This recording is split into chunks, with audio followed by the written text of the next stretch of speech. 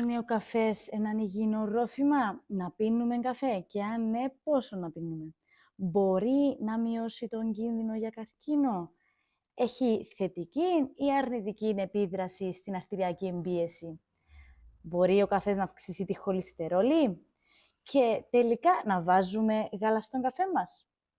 Αυτά είναι κάποια από τα ερωτήματα που θα απαντήσουμε στο σημερινό επεισόδιο. Είμαι η Χριστιανά Μουσκή, είμαι κλινική διαιτολόγος, ιατροφολόγος και διάβασα εγώ τις επιστημονικές μελέτες για να μην χρειαστεί να το κάνεις εσύ. Στο τέλος του επεισοδίου να σου πω ότι έχει ένα μικρό quiz, γι' αυτό να είσαι προσεκτικός. Ένα από τα πιο δημοφιλή ροφήματα είναι ο καφές. Πώς όμως γνωρίζεις για αυτόν το ρόφημα και είμαι σίγουρη ότι πιθανόν το καταναλώνεις καθημερινά. Τα δύο λοιπόν κύρια είδη του καφέ είναι ο coffee arabica, ο καφές arabica και ο καφές robusta, με τον arabica να θεωρείται και έτσι λίγο ανώτερος του robusta λόγω των οργανοληπτικών του ιδιοτήτων. Έτσι είναι και πιο ακριβώς. Ο καφές μπορεί να παρασκευαστεί με διάφορους τρόπους όπως ξέρουμε, αλλά οι πιο συνηθισμένες μορφές είναι ο βρασμένος καφές, με ένα παράδειγμα τον ελληνικό καφέ, και ο καφές υποποίηση, ο εσπρέσο.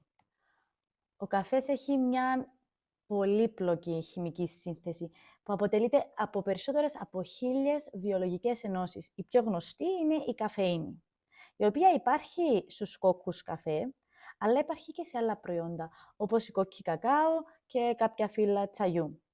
Επιπλέον, προστίθεται τεχνητά σε μια σειρά ενεργειακών ποτών και αναψυκτικών για να αυξήσει τις διαγερτικές τους ιδιότητες. Να προάξει τη διέγερση, την εγρήγορση, την ενέργεια, την ανεβασμένη διάθεση. Ωστόσο, η συγκέντρωση αυτών των ουσιών στον καφέ, όπως είπαμε, αποτελείται από πάρα πολλές βιοδραστικές ουσίες. Η συγκέντρωση τους εξαρτάται από διάφορους παράγοντες. Από την ποικιλία των κόκκων, από το καβούρδισμα, από τις μεθόδους επεξεργασίας. Και ο αράμπικα και ο καφές ρομπούστα, για παράδειγμα, έχουν σημαντικές διαφορές μεταξύ τους. Και στη σύνθεση τους και στην περιεκτικότητα τους σε καφεΐνη, η οποία συνήθως είναι υψηλότερη στον καφέ ρομπούστα. Και κάτι που μπορεί να σας ενδιαφέρει και λίγο περισσότερο είναι ότι ο καφές σαν ρόφημα δεν έχει θερμίδες. Έχουν όμως θερμίδες το γάλα που βάζουμε μέσα, η ζάχαρη που βάζουμε μέσα, σιρόπια, καραμέλες και οτιδήποτε άλλο. Μετά την κατάποση, η καφεΐνη απορροφάται πλήρως από το γαστροεντερικό σωλήνα, περίπου σε 30-45 λεπτά και κατανέμεται γρήγορα σε όλους τους ιστούς, συμπεριλαμβανομένου και του εγκεφάλου. Απεκρίνεται και στο μητρικό γάλα και μπορεί να διασχίσει τον πλακούντα γρήγορα στις έγκυες γυναίκες, εισχωρώντας στην κυκλοφορία του εμβρίου. Ο μέσος χρόνος ημιζωής, δηλαδή ο χρόνος που απαιτείται για να μειωθεί στο μισό η συγκέντρωση της ουσίας στο σώμα, της καφεΐνης, σε έναν υγιή ενήλικα είναι περίπου 2,5 με 4,5 ώρες. Αλλά αυτό ποικίλει ευρέως, ανάλογα με διάφορους παράγοντες, όπως η ηλικία, το κάπνισμα, η υπατική λειτουργία, η εγκυμοσύνη και η χορήγηση κατάποση ορισμένων φαρμάκων, καθώς και το επίπεδο ενζύμων στο ύπαρ που απαιτούνται για τον μεταβολισμό της καφεΐνης. Να πούμε ότι σε έγκυες γυναίκες ή σε αυτές που λαμβάνουν από το στόμα τους αντισυλληπτικά, ο μεταβολισμός της καφεΐνης μειώνεται, ενώ στους καπνιστές ο μεταβολισμός της καφεΐνης επιταχύνεται. Με λίγα λόγια, η επίδραση της καφεΐνης στους καπνιστές διαρκεί λιγότερο από ό,τι στους μη καπνιστές. Ενδιαφέρον. Τώρα, όσον αφορά τις δράσεις της καφεΐνης, οι κύριες δράσεις της σχετίζονται με τη διαγερτική της ιδιότητα, με τη διέγερση που προκαλεί στο κεντρικό νευρικό σύστημα, που αυτόν οδηγεί σε βελτιωμένη διάθεση, νοητική απόδοση, διέγερση, εγρήγορση και μείωση της κούρασης και της υπνηλίας. Η καφεΐνη φαίνεται επίσης να ενισχύει την εδραίωση της μακροπρόθεσμης μνήμης. Ωστόσο, οι υψηλές δόσεις καφεΐνης μπορούν να οδηγήσουν, όπως ξέρετε, σε ανεπιθύμητα αποτελέσματα. Αυτό μπορεί να είναι άγχος, μπορεί να είναι ανυπνία, νευρικότητα, ανησυχία, δυσφορία, πονοκέφαλος. Η σύνηθις κατανάλωση καφεΐνης μπορεί επίσης να οδηγήσει σε ανοχή, που χαρακτηρίζεται από απευαισθητοποίηση στις επιδράσεις της καφεΐνης. Δηλαδή, πλέον στο άτομο δεν έχει αυτή την επίδραση η καφεΐνη. Επίσης, μπορεί να προκαλέσει εξάρτηση. Και σε περίπτωση εξάρτησης, όταν διακόψουμε ή μειώσουμε την πρόσληψη καφεΐνης, μπορούμε να αναπτύξουμε συμπτώματα όπως πονοκέφαλο, κόπωση, μειωμένη εγρήγορση και καταθλιπτική διάθεση. Η καφεΐνη έχει πολλές επιδράσεις και στο καρδιαγγειακό, στο αναπνευστικό, στο γαστροεντερικό και νευρικό σύστημα. Για παράδειγμα, μπορεί να προκαλέσει μέτρια αύξηση της αρτηριακής πίεσης και σε υψηλότερες δόσεις ταχυκαρδία και αρρυθμίες. Έχει και διουρητική δράση και διαγείρει και πεπτικές εκκρίσεις. Αλλά, στέκομαι στο αλλά, γιατί αυτή η επίδραση, ειδικά στην αρτηριακή πίεση, φαίνεται να είναι βραχυπρόθεσμη. Και επίσης τέτοιες επιδράσεις είναι πιο έντονες σε άτομα που δεν καταναλώνουν τακτικά καφεΐνη από ότι σε άτομα που καταναλώνουν συχνά. Υπάρχει αυτό το παράδοξο του καφέ. Τι είναι το παράδοξο του καφέ? Συνίσταται στο γεγονός ότι η καφεΐνη μπορεί να αυξήσει προσωρινά την αρτηριακή πίεση, αλλά γενικότερα η κατανάλωση καφέ σχετίζεται με χαμηλότερο κίνδυνο υπέρτασης. Μάλιστα, η καθημερινή κατανάλωση καφέ, σύμφωνα με μελέτες, μειώνει τον επιπολασμό της καρδιακής προσβολής και η μέτρια κατανάλωση 3 με 4 φλιτζάνια καφέ μπορεί να μειώσει τον κίνδυνο θνησιμότητας από όλες τις αιτίες και σχετίζεται με μακροζωία. Ωραίο.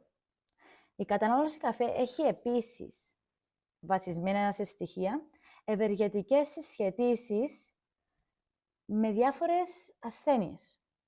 Με διαβήτη τύπου 2, μεταβολικό σύνδρομο, πέτρες στα νεφρά και διάφορες υπατικές παθήσεις. Και νευροεκφυλιστικές ασθένειες, όπως η νόσος Πάρκινσον ή το Αλτσχάιμερ. Και επίσης, μπορεί να μειώσει τον κίνδυνο ορισμένων τύπων καρκίνων, όπως του ύπατος. Άρα, η κατανάλωση καφέ μπορεί να είναι μέρος μιας υγιεινής ισορροπημένης διατροφής, καθώς περιέχει και ο καφές αρκετές βιοδραστικές ενώσεις με θεραπευτικές ιδιότητες. Όμως, είπαμε, προσοχή σε αυτά που βάζουμε στον καφέ. Δηλαδή, ένας καφές γεμάτος με ζάχαρη, με σιρόπια, έχει και τα αρνητικά του.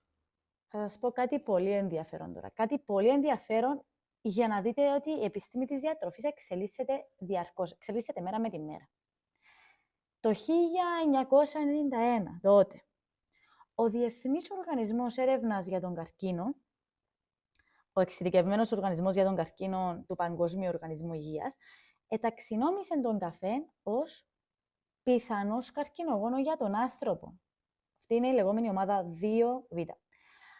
Αυτή η αξιολόγηση έγινε με βάση περιορισμένα στοιχεία σχετικά με τη συσχέτιση του καρκίνου της ουροδόχου κίστης και της κατανάλωσης καφέ. Όμως, ήρθαν ξανά το 2016 μετά από επαναξιολόγηση που βασίστηκε σε περισσότερες από 1.000 παρατηρητικές και πειραματικές μελέτες, 23 επιστήμονες από 10 διαφορετικές χώρες κατέληξαν στο συμπέρασμα ότι δεν υπάρχουν στοιχεία συσχέτισης μεταξύ της κατανάλωσης καφέ και του καρκίνου.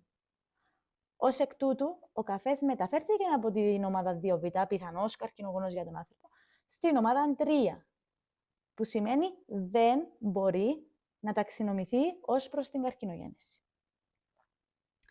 Επιπλέον, αυτός ο οργανισμός διαπίστωσε ότι όχι μόνο δεν είναι καρκινογόνος ο καφές, ότι υπάρχουν στοιχεία ότι η κατανάλωση καφέ μπορεί πράγματι να βοηθήσει στη μείωση εμφάνισης ορισμένων μορφών καρκίνου, όπως του προστάτη, στο ενδομήτριο, μελάνομα και στο ύπαρ.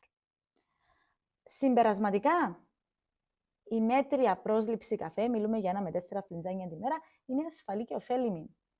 Φυσικά, πάντα υπάρχει χώρος για περισσότερη έρευνα. Προχωρώ σε μια άλλη ενότητα. Καφές και χολυστερόλη. Μήπως ο αφιλτράριστος καφές μπορεί να αυξήσει την κακή, την LDL χολυστερόλη? Θα σας πω για μια μελέτη, όπου Η πιο αξιοσημείωτη επίδραση στη χολυστερόλη, στην LDL χολυστερόλη, παρατηρήθηκε όταν ο φιλτραρισμένος καφές αντικαταστήθηκε με μη φιλτραρισμένο καφέ. Και τότε είδαμε ότι υπήρξε αύξηση της LDL χολυστερόλης σε σύγκριση με την κατανάλωση νερού ή την απουσία γενικά πρόσληψης καφέ. Και αυτή η μελέτη ήταν με υψηλά στοιχεία. Επόμενη ενότητα. Καφές και ασβέστιο. Ως γνωστόν, η χαμηλή πρόσληψη ασβεστίου συνδέεται με την ευθραυστότητα του σκελετού και λέγεται ότι η υψηλή πρόσληψη καφεΐνης είναι συχνά δείχτης για χαμηλή πρόσληψη ασβεστίου. Τι ισχύει όμως? Ισχύει ότι η αρνητική επίδραση της καφεΐνης στην απορρόφηση του ασβεστίου είναι αρκετά μικρή, ώστε να αντισταθμίζεται πλήρως από 1 με 2 κουταλιές ή σούπες γάλα. Γενικά, νομίζω δεν χρειάζεται να ανησυχούμε τόσο για το ασβέστιο σε σχέση με τον καφέ. Και πάμε σε ένα κομμάτι που προσωπικά μου φάνηκε πάρα πολύ ενδιαφέρον. Καφές με γάλα. Να βάζω γάλα στον καφέ μου? Θα έχει κάποια επίδραση? Ακούστε αυτόν.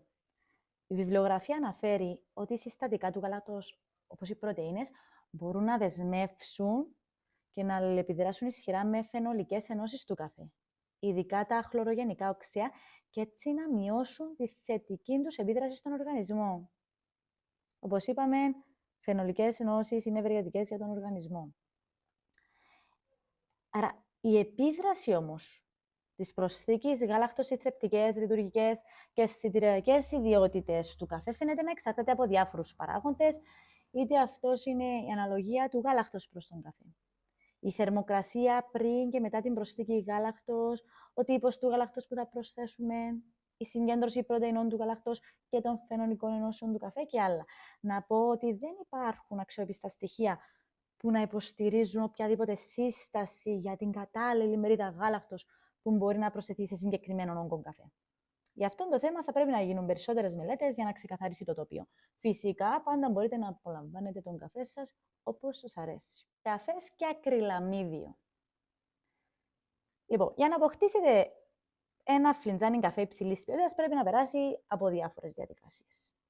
Όπως η επιλογή των πράσινων κόκκων, η ξηράνση, το ψήσιμο, το άλεσμα, η παρασκευή του ίδιου του καφέ.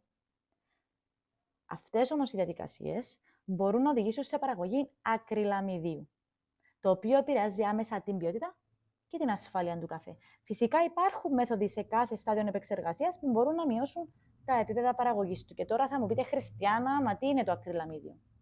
Το ακριλαμίδιο είναι μια κοινή ένωση σε επεξεργασμένα τρόφιμα υψηλής θερμοκρασίας. Για παράδειγμα, σε τηγανιτές πατάτες ή σε τόστ που το έχουμε καβουρδίσει.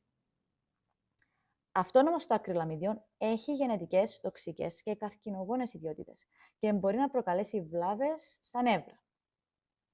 Όπως είπα, παράγεται κυρίως από την επεξεργασία σε υψηλές θερμοκρασίες και θεωρείται πιθανώς καρκινογόνο ομάδας 2α από το Διεθνή Οργανισμό Έρευνας για τον Καρκίνο, με την υπερβολική πρόσληψη να έχει αρνητικές επιπτώσεις στην ανθρώπινη υγεία.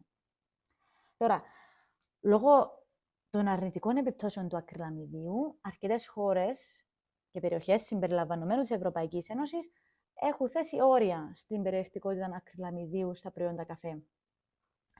Τώρα, πρέπει να τονίσω ότι ο καφές έχει πολλές άλλες χημικές ουσίες που μπορεί να είναι ευεργετικές για την υγεία σας και η αποκοπή του δεν είναι απαραίτητη. Τι προτείνεται για τον καφέ?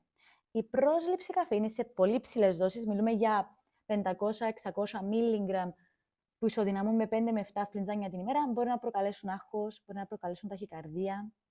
Υπάρχουν όμως και υψηλότερες δόσεις που μπορούν να προκαλέσουν οξυντοξικότητα. Το οξυντοξικό επίπεδο της καφεΐνης δεν είναι καλά τεκμηριωμένο, αλλά για τους ενήλικες είναι περίπου 10 γραμμάρια, όχι μιλιγκράμμ, 10 γραμμάρια καφεΐνης την ημέρα, που είναι συγκρίσιμα με κατανάλωση περίπου πάνω κάτω 100 φλιτζανιών καφέ.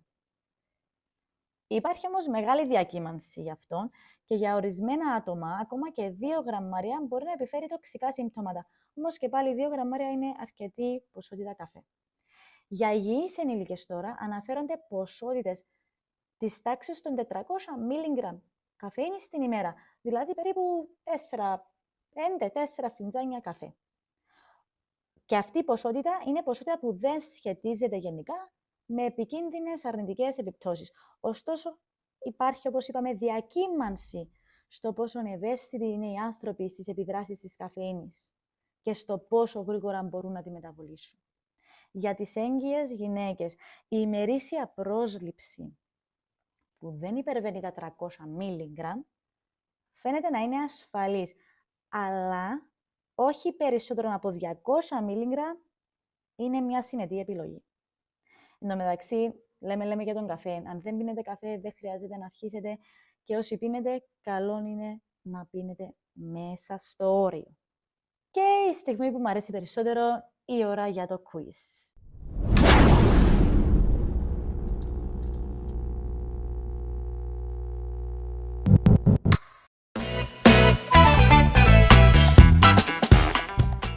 Ελπίζω να προσέχατε έστω και λίγο. Είναι πανεύκολο το quiz.